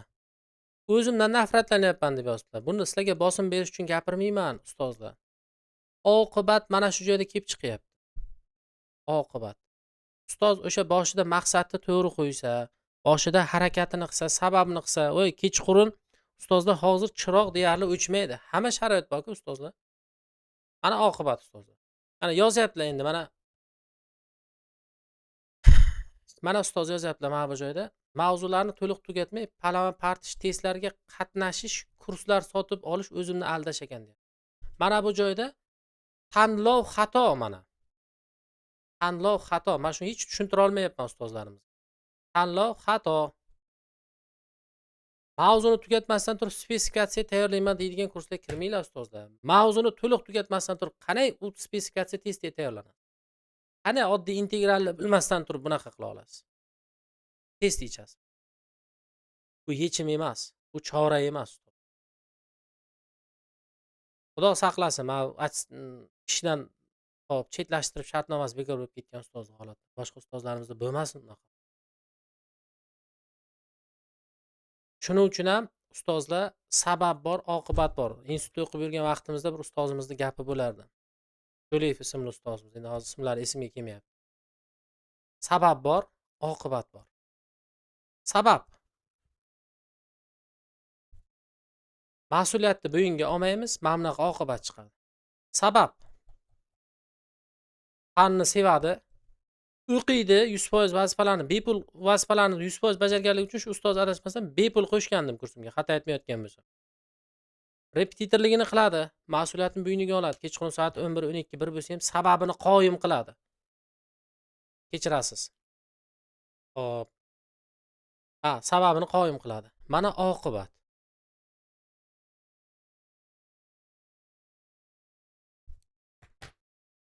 Haqiqat shundan iborat ustozlar. Sabab oqibat. Farqi yo'q. Endi ustozlar, mana ana bu joyda maqsadni qayta bir marta to'g'rilash. Mani maqsadim shu. Hozirgi ish o'rinlari cheklangan, vaqtda o'z o'rnini saqlab qolish. Tanishmi shunaqa so'zlar sizlarga? O'z o'rnini saqlab qolish. Nafaqat maktab jamoasida mavqeini ko'tarish, daromadini ko'tarish, ha? Ana shularni hammasini qilish uchun ustozlar mana jonli efirda qatnashayotganlar. Qanday yo'l tutish kerak? Nima qilamiz? Ob-havoni ayblaymizmi? Boshqa bir chorani ko'ramizmi? Nima qilish kerak? To'g'ri, nima deb o'ylaysizlar? To'g'ri, nima biz uchun to'g'ri? Hamma tushundi shekilli mana boshidan mani podkastimni ko'rib turganlar. Tushundingizmi? Hop. Nima uchun bu narsani aytyapman men ustoz? Mana shu joyga kelganda ko'pchiligimiz nima deydi? O'zimizni biroz bo'lsa ham ustozlar katta insonday konkret haqiqatga tikka boqib, o'zimizni endi fikrimizni kechirasiz, maqsadimizni to'g'ri qo'yadigan joyga yetib keldik. Ustozlar. Ana bunday ustozlar bizada yo'l shundoq turibdi. Hech qachon mana men sizlarga bitta narsani aytib o'taman. Mana shu yerda xaritamni o'zim sizga chizib beraman. Birinchi o'rinda ustoz, maqsad. Maqsad. Maqsad ustozlar birinchi o'rinda Xudoning roziligi, ilm olish bo'lsin. Qo'minglar 60-70% ustamasi orqasidan olasiz o'shani. Siz ustozsiz, sizga yarashadi bu maqom. Faqat avval ilmni oling. O'sha sinf xonasiga kirganda manaman degan kursni zo'rman, mana o'zim yashayotgan hududimdagi repetitorni eng old o'quvchisiman degan o'quvchi ham sizni matematikadan kuchli ustoz ekanligingizni bilsin, his qilsin. Sizni ustoz sifatida tan olsin. Shunaqa narsalarga hech e'tibor berganmisizlar? Sizni ustoz sifatida tan olsin. Ustoz sifatida tan olsin. Uni urib tepib emas, yo'q. Bilim orqasidan. Mana shu narsani qasd qilinglar ustozlar. Ikkinchi o'rinda to'g'ri ustoz tanlanglar. Men bu narsani bekordan bekor gapirmayapman-da. To'g'ri ustoz tanlanglar. Maqsad ilm olish bo'lsin, maqsad boyagi aytib o'tganimdek bahona qilish, maqsad 7 millionlik kursga qo'shilib endi aniq yorib yuboraman attestatsiya kirib degan tushuncha bo'lmasin. Iltimos qilaman. To'g'ri ustoz, to'g'ri guruh tanlanglar keyin. Bu narsa haqida tepada gaplashdimmi? To'g'ri guruh tanlanglar ustoz. Plus ustozlar, bu yog'iga iltimos sizlardan. Hammadan ana shu joyda 99% holatda menda ham sizda ham oqsash bor. Sababini qiling. Sababini. Qilmayapmiz sababini. Nasib deymiz keyin. Voy nasib demang, Xudo xayringizni bersin. Sababini siz qiling, Xudo beradi keyin. Bo'ldi ustoz. Ana shu narsani mahkam tutadigan bo'lsangiz, o'z-o'zidan asta-sekin sizda ustoz, siz kutgan kun keladi. Siz kutgan kunlar kelyapti.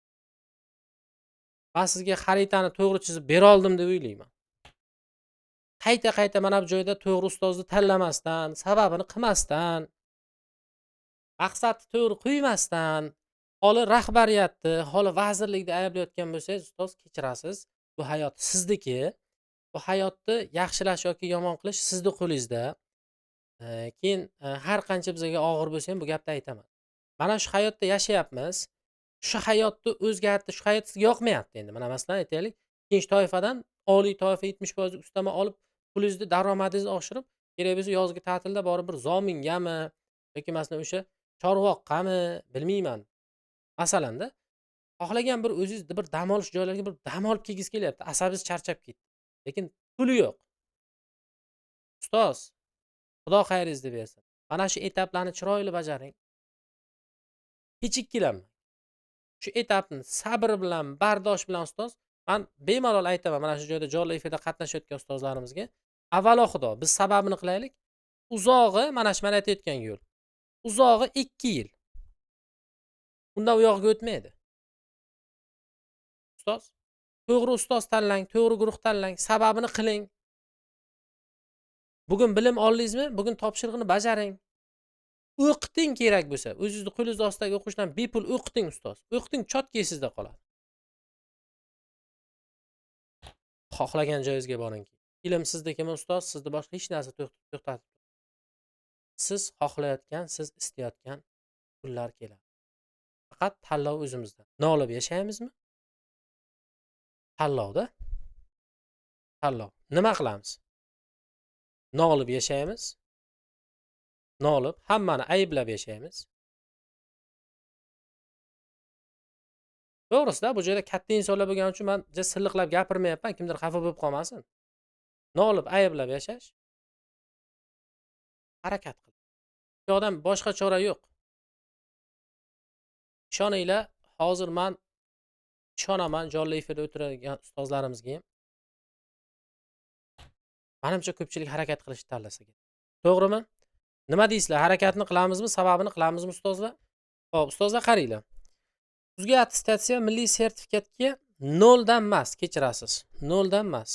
Takrorlash uchun desak to'g'riroq bo'ladi. Shu yozuv xato ketib qolibdi. Uzr so'rayman. Tezkor takrorlash. Tezkor takrorlash. Guruhiga qabul ochildi. Ya'ni tezkor, test burun ol. Test degan jumlasi bekordan bekor qo'yilmagan. Hozir tushuntirib beraman nimaga. Bu guruhkar kimlar o'qiydi? Qaranglar, eshitinglar. Elementar matematikani hamma mavzusini biladiganlar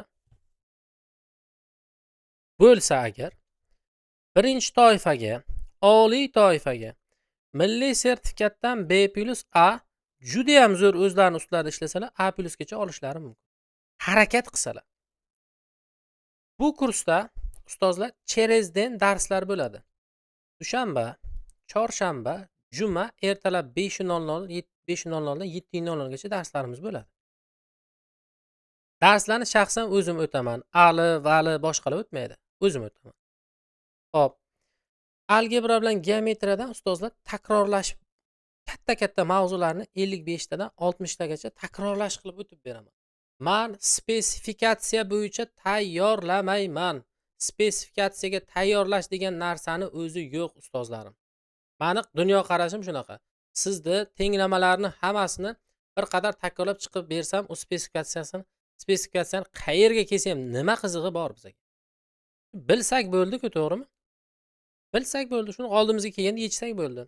Xo'p, ustozlar, jonli efirda qatnashganingizdan keyin darslarning videosi, konspekti, vazifasi tashab beriladi. Buni xohlagan paytda ko'rasiz. Nostandart masalalar va shaxsiy qo'llanmalarimdan vazifa beraman. Qanaqadir bitta adabiyotda olib vazifa bermayman. Bu meni uslubim. Boshqa onlayn kursdagi ustozlarimizni ham uslublarini hurmat qilaman. Kimda qanaqa usul bo'lsa. Muvaffaqiyat indikatori degan narsa qilamiz. Sizlarni jonli efirga kirishlaringiz, vazifalarni bajarishlaringiz, testlarda qatnashishlaringizgacha qat'iy nazorat qiladi. Bu demak, elektron platforma bo'ladi. Platforma. Shunaqa platforma yaratyapmiz, tez kunlarda taxib qoladi. Davomatingiz bo'lishi kerak, vazifalarni bajarishingiz kerak. Testlarda qat'iy qatnashib borsangiz, muvaffaqiyat indikatoringiz ustoz, mana bundoq bir endi shunaqa bir dastur tuzamiz, xudo xolasa bir batareyka ko'rinishdan foizi ko'rinib turadi. Mana muvaffaqiyat indikatori mana shu 3 ta narsadan quvvat oladi. Uyga vazifalarni ustozlar oliy toifali mentor ustozlarimiz tahlil qilib beradi 100%, hech qanaqa savolingiz qolmaydi.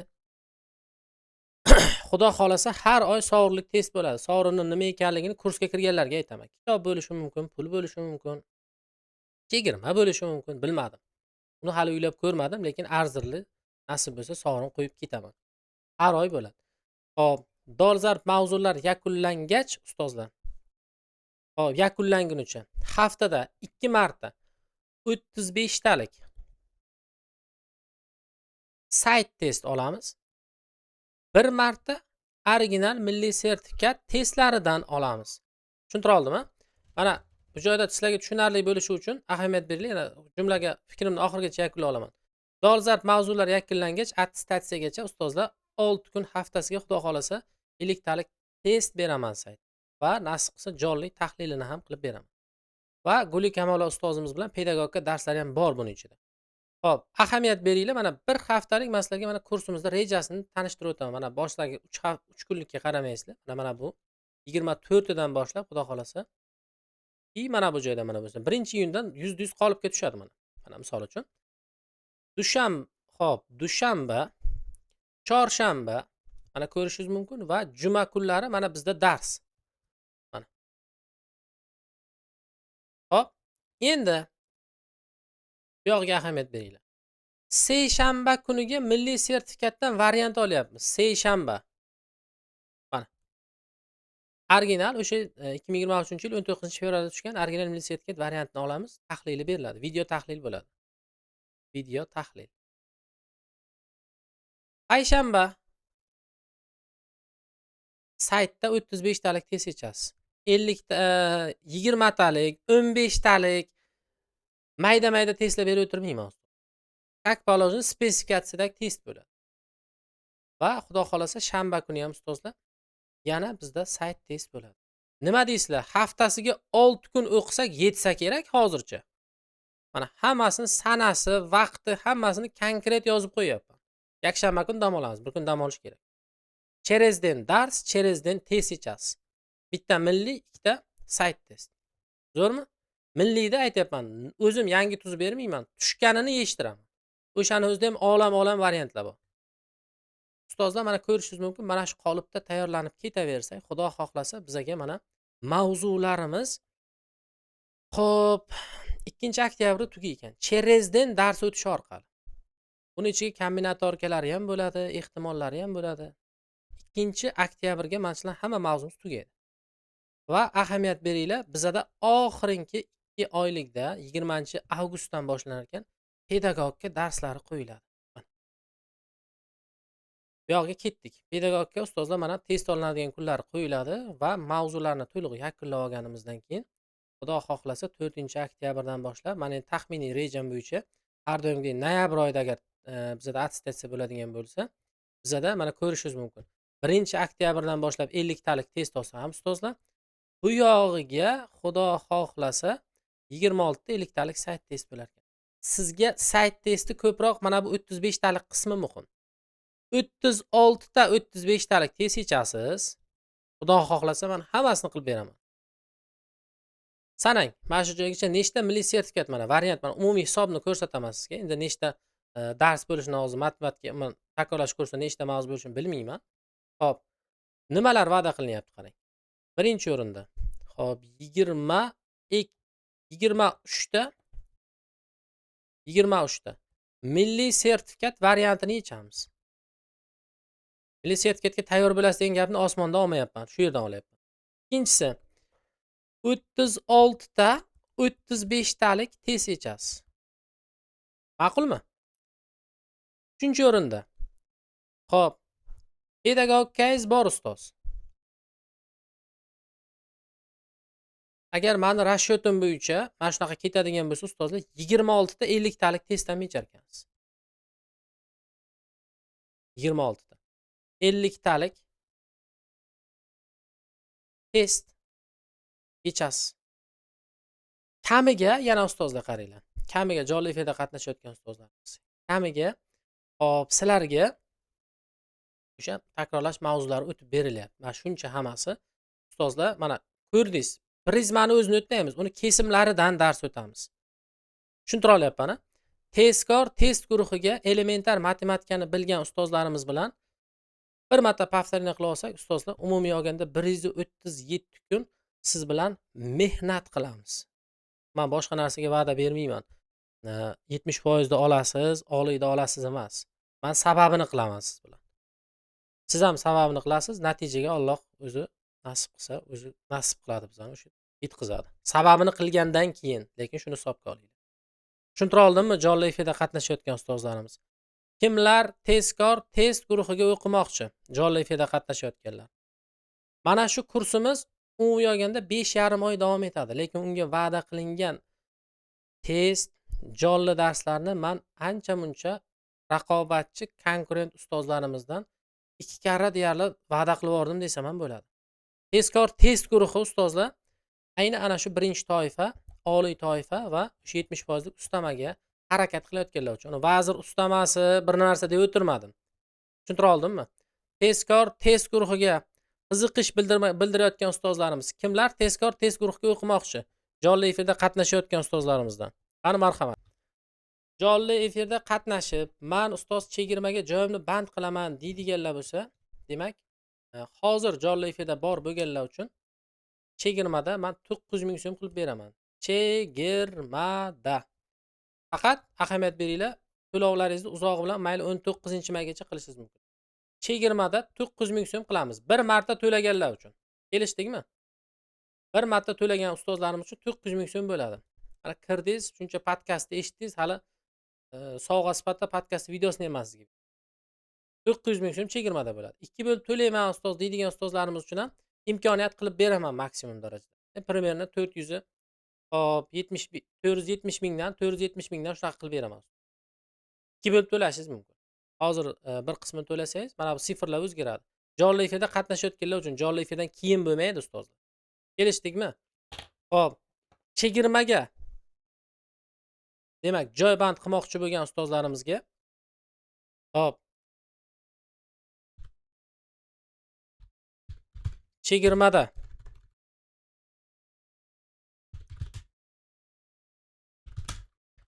joy band qilmoqchi bo'lgan ustozlarimiz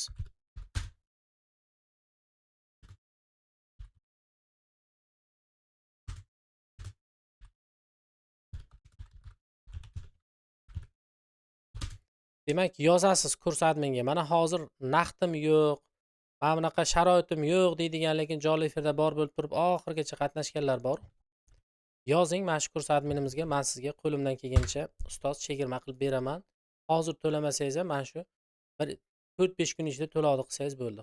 Qo'shib ketaveradi adminim. Muammo yo'q. Kelishdik a? Faqat mana shu kurs admin birga yozasiz. Tushuntira oldimmi? Chegirmada joy band qilmoqchi bo'lganlar tezkor tez guruhga qo'shilib, hop, joy band qilmoqchi bo'lgan ustozlarimiz sizga mana imkoniyat. Tezkor tez guruh ustozlar boshqa hop test guruh ochaman, lekin tezkor test guruhda mehnat qiladigan guruh ochmayman. To'g'risini dangalini aytyapman-da. Unaqa guruh bo'lmaydi. Bo'ldimi? Endi jonli efirda qatnashayotgan ustozlarimiz 0 dan kurs kerak deganlar bormi? 0 dan kurs kerak deganlar. 0 dan kurs kimlarga kerak? Qani yozinglar qani? 0 dan ustoz, men shoshilmayman. 0 dan o'qimoqchiman. Mani yosh bolam bor, sharoitim mana bunaqa, lekin o'qiyman ustoz deydiganlar bo'lsa. Hop. Qani ustozlar? YouTube'chilar. Nechta ustozimiz? 0 dan kurs qabul qilmoqchi bo'lganlar. Oldingidek tahlillar qolib ketmaydimi? Yo'q ustoz, qolib ketmaydi. Tahlil ikkita testim tahlil qolib ketdi. Hop. Ustozlar. 0 dan kurs kerak deganlar. Hop. Demak, kelinglar, mana sizlar bilan 0 dan hop, bahorgi attestatsiya va milliy sertifikatga deb yozdim. Hozir nima milliy deganimni tushuntirib beraman. Bu 2027-yil bahorgi attestatsiya milliy sertifikat kursi haqida gap boryapti. Bu kursimiz, e'tibor beringlar, 10 oylik bo'ladi. 10 oydan ko'proq. 10 oydan ko'proq. 10 oy 10 kunmi shunaqa ekan. Sanab chiqdim. 10 oydan ko'proq vaqtga kimlar uchun izoh beramiz. Shogirdlik dasturi. Kimlar uchun? Juda ham ko'p ustozimizga yoqdi shu dastur. Hop, qarang. Ko'p vaqtdan beri yiqilib ikkinchi toifa ololmay yurganlar. Yaxshi o'qisa, lekin elementar matematikani 0 dan takrorlamoqchi bo'lgan, juda ham yaxshi o'qigan birinchi toifa ustozlarimiz o'qisalar agar milliy sertifikatdan B+ juda ham zo'r o'qisalar, A uchun harakat qilsalar bo'ladi. Mana shu ustozlarimiz uchun. Plus yana bitta narsa aytib o'taman. Shogirdlik dasturi hop menga umrbod qolsin deganlar uchun. Umrbod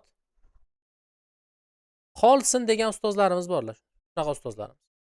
Shular uchun shogirdlik dasturi birinol bo'ladi. Qarang. Bu yerda nimaga 10 oy ustoz men kuzga topshirmoqchi edim deydiganlar bor-a? Izoh berib o'taman. Ustoz 0 dan attestatsiyagacha hamma mavzuni o'tish, har kun dars bo'lsa, yosh bolalik, yosh katta, sahri bor, qon bosimi bor bo'lgan ustozlarni charchatyapti. Nechta onlayn kursni kuzatsangiz kuzating. Har kun darsi bormi? Обязательно o'shandagi ustozlar ulgurmaydi vazifalarga. Shaxsan meni kursimda ham shunaqa bo'ldi. Qani olaman bu narsani. Bu meni xatom. O'sha xatoni tuzatamiz. Nima qilamiz? Ma'ruza, ya'ni dars o'tadigan kunlarimiz. Alohida bu guruhga darsimiz bo'ladi. Seshanba, payshanba, shanba Ertalab 5:00 dan 7:00 gacha. Man kechqurun mehmonga boradigan, ishi bor boshqa ustozlarimizni yo'lini to'smayman. Ustoz, bu yoq ishingizni ham qilaverasiz, bu yoq ishingizni ham qilaverasiz. Hech qanaqa problema bo'lmaydi. Hamma gap o'zingizda endi ustoz. Maqsadni chotki qo'yib olib, harakatingizni qilaverasiz. Xo'p, shaxsan o'zim o'taman jonli dars. Boshqa ustoz o'tmaydi. Algebradan ham, geometriyadan ham 0 dan mukammalgacha jonli dars bo'ladi. Video zapis berilmaydi. Video zapis emasda endi. Jonli bo'ladi, keyin video zapis beriladi. Undan keyin darsning videosi, konspekti uyga vazifasi tashab beriladi. Xohlagan vaqt, xohlagan marta повторение takror ko'raverasiz. Shaxsiy qo'llanmalarimdan vazifa beriladi. Mani kursimda necha patok o'qiganlar bo'lsa, deyarli bironta begona adabiyotga murojaat qilmadik ustozlar.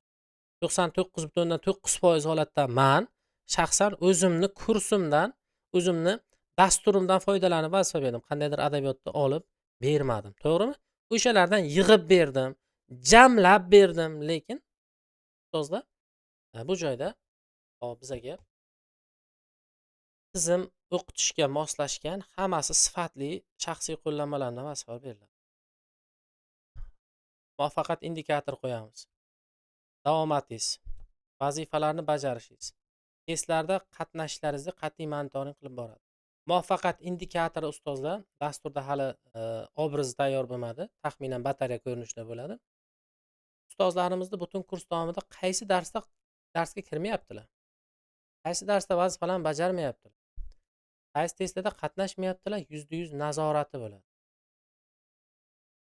Vazifalarni har doimgidek yuqori tajribaga ega bo'lgan mentor ustozlarimiz tahlil qilib boradi. Hop, 2 haftada 1 marta saytda takrorlash testlarini olamiz. Har oy sovrinli test bo'ladi. Sovrin nima ekanligi sir ustozlar. Ko'ramiz. Pul, kitob, motivatsion, balki boshqa bo'lishi mumkin. Bilmadim. Ko'ramiz. Yaxshi sovg'a qo'yishga harakat qilaman.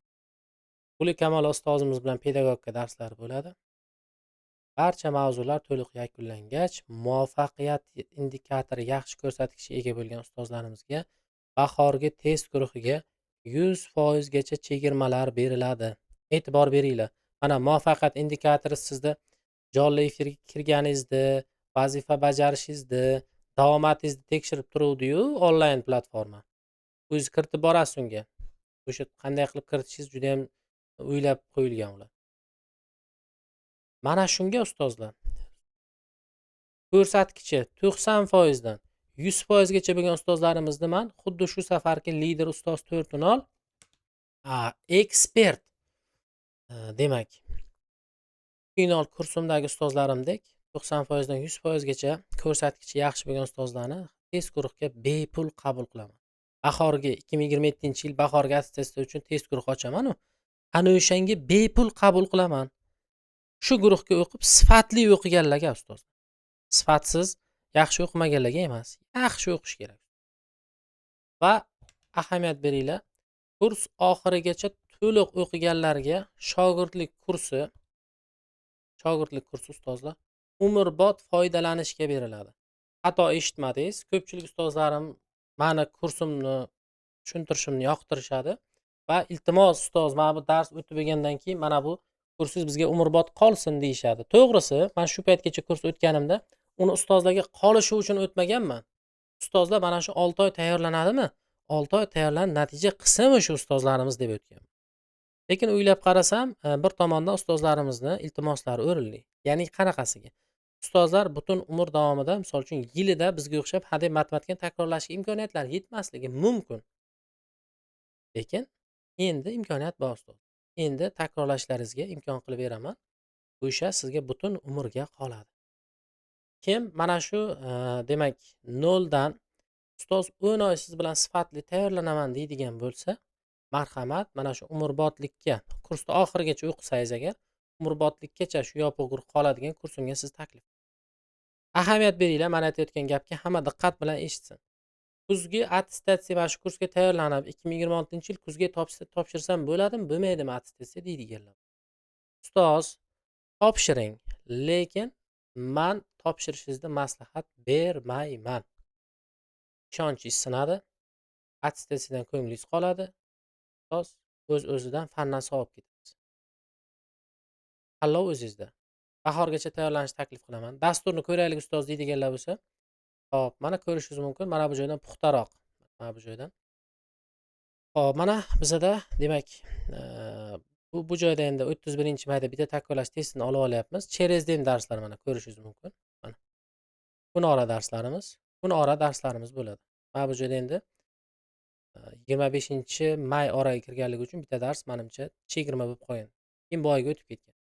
Mana ko'rishingiz mumkin. Har 2 haftada 6 ta darsdan keyin takrorlash testlarimiz bo'ladi.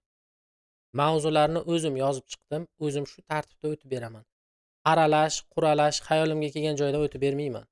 Chunki unda siz puxta o'rganmaysiz. Mana shu joyga ahamiyat bering. Boshqa kurslarda dasturlar qanaqa bilmayman. Sizga tog' va'dalarni berib turib, men o'ta olmaslikni yoqtirmayman. Menda hammasi aniq o'lchangan ustoz. Ko'rib, tanishib chiqib, yoqsa ustoz, mana to'lovni ham bo'lib to'lash imkoniyat qilib beraman. Qo'shiling. Umrbodga yana kamiga sizga qoladi shu. Xohlagan paytingiz mana shu tenglamani o'tasizmi? Kiring, takrorlang. O'quvchi bemalol o'qiting. Repetitor o'tasizmi? Xohlagan mavzuni xohlagan marta mana ustozlar, hammasi mana bu joyda dasturlangan. Mana ko'rishingiz mumkin. Funksiya dasturni o'zida mana sanab chiqing. Hop, 2, 5. Hop, ustozlar, mana bu joyda hop, jami 9 ta funksiya o'zidan dars bo'lyapti. Hech qaysi ustozlar adabiyotda yo'q bo'lgan ma'lumotlarni ketma-ketlikni men o'zim shaxsan mana shuni 100% qo'lyozma qilib o'zim tuzganman, yozganman mana shu joygacha. Ko'rishingiz. Funksiyani ideal o'rganaman deydiganlar. Boshqa mavzularni ham ustozlar qo'limdan kelganicha funksiyalarni bo'lsa, boshqalari bo'lsa, tenglamalar bo'lsa boyitib, tartibini joylashtirib, mana shu tartibda ustozlar ko'ramiz. Kuzgi attestatsiyaga kirmoqchi bo'lgan ustozlarimiz katta ehtimol bilan trigonometrik tengsizlikka kelganimizda kirishingiz mumkin bo'ladi. Lekin bu ikkinchi toifa uchun yetmaydi, katta ehtimol bilan geometriyalar bo'ladi. Ancha ball uchun kurashasiz-da u yerga. Hop, noyabr oyidan boshlab mana trigonometriyani mag'zini tushungan ustozimiz keyin geometriyada o'rganishlari zo'r bo'lib ketadi. Noyabr oyidan ustozlar mana geometriya kurslari ham boshlanadi va orada ustozlar endi bu yog'iga bizaga takrorlash testlari ahamiyat beringlar. Mana shu noyabr oyidan boshlab ustozlar takrorlash testlari har hafta bo'ladi. Har hafta. Har haftasiga ustozlar takrorlash testlarini olaveramiz. Va hop, mana ko'rishingiz mumkin bu yog'iga Xudo xohlasa ustozlar mana hop, mart oyigacha, mart oyining 29-gacha ustozlar hammasi o'tib bo'linadi. Oraga pedagogika darslarni joylashtirmabman ustozlar. Pedagogikani taxminan mana shu fevral oyidan boshlab qo'yaveramiz. Fevral, mart bunaqa pedagogika bo'laveradi. Hamma mavzular ustozlar tizimli ravishda o'tishlishi rejalashtirilgan. Hech bir mavzusi qolib ketmaydi. Hammasi ustozlar Xudo xolasa ideal ravishda bo'ladi. Hammasiga qo'ldan kelgancha ustozlar sizlarga chuqur yondashib, zo'r qilib, nasib qilsa darslarni o'tib beraman. Ko'pchilik qiziqayotgan joy bor, men uni ham aytib o'taman. Ustoz shuncha narsani aytib ketyapsiz-ku, lekin mayli, narxiga ham to'xtalamiz hozir. O'zingizdagi bilim ko'rsatkichi qanaqa deydiganlar bo'lsa, men o'zimning bilim ko'rsatkichimni yana bir marta aytib o'taman. 5 marta demak A+ darajadagi sertifikatim bor ustozlar, mana. Oxirgi marta olgan sertifikatim. 83 ballga yaqin bo'lib qolgan. Hammasi mana A+ daraja. Hop, kuzgi attestatsiyada demak 88 ball olganman. Hop, 88 ball.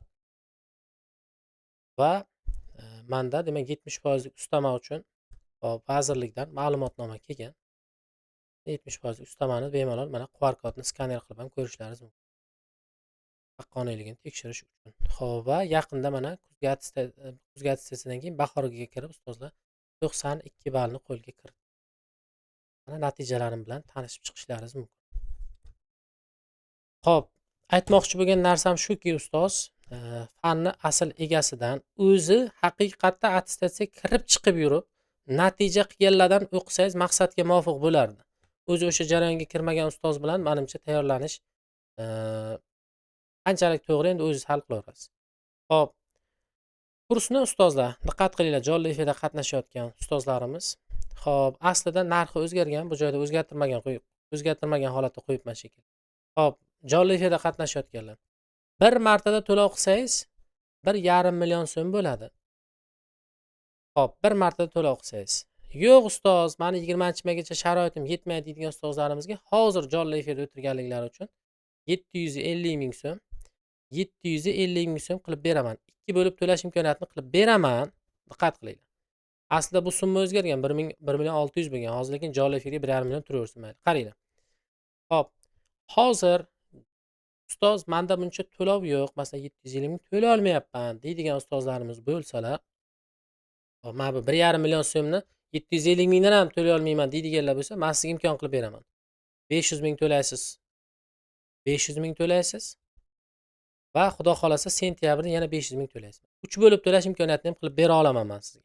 Faqat hozir jonli efirda qatnashgan bo'lsangiz.